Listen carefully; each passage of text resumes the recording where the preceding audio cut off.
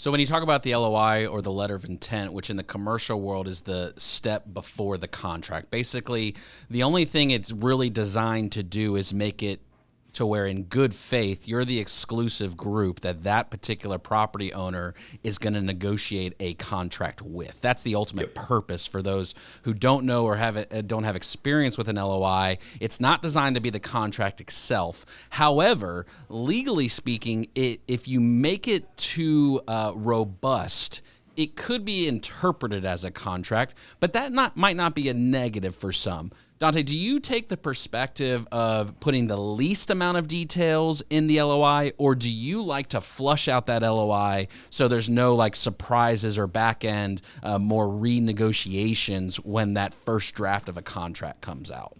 Yeah, so we like to make it fairly simple. LOIs, in my opinion, are made to be simple. Where here's what we're willing to pay. So if I just pull up our template, essentially it's 2 pages.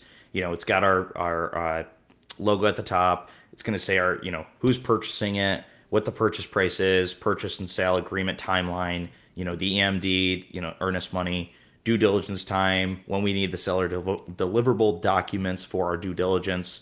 We always put a closing extension in there, and I think that's really important. A lot of people overlook that. It's literally one line, closing extension, or 2 lines, I should say. Purchaser reserves the right to give a written notice extending the closing date by X amount of days with an additional positive X amount.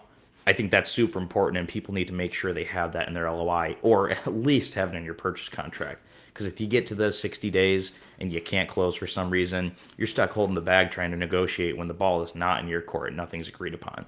Get that agreed upon up front. Sorry, I went a little off key there. No, it's important. It is. And then just closing. Like, how soon do you plan on closing on this asset? And then it just basically says, this LOI expires in 7 days, and you have X amount of days to translate this over to a PSA. And then we sign. We give the seller a place to sign as well. So it's very easy, cut and dry, quick and fast. Whether you're an institutional seller or you're a mom and pop seller, this should be very easy to understand and read. And if you can't, you should have a broker and attorney there that can help them understand that. So again, very quick and easy, where we can shoot these things out in bulk to get a few of them to come back, and it's very easy to understand.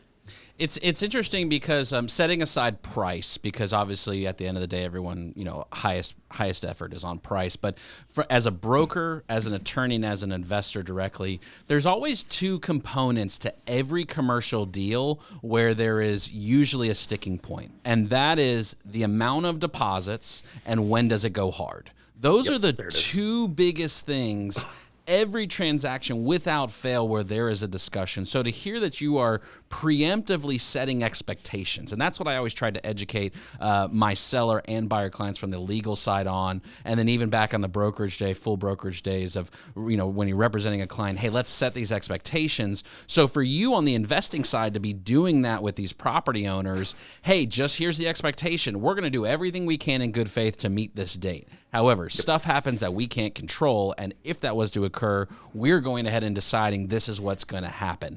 Such an important conversation, and not an easy one to have a lot of the times.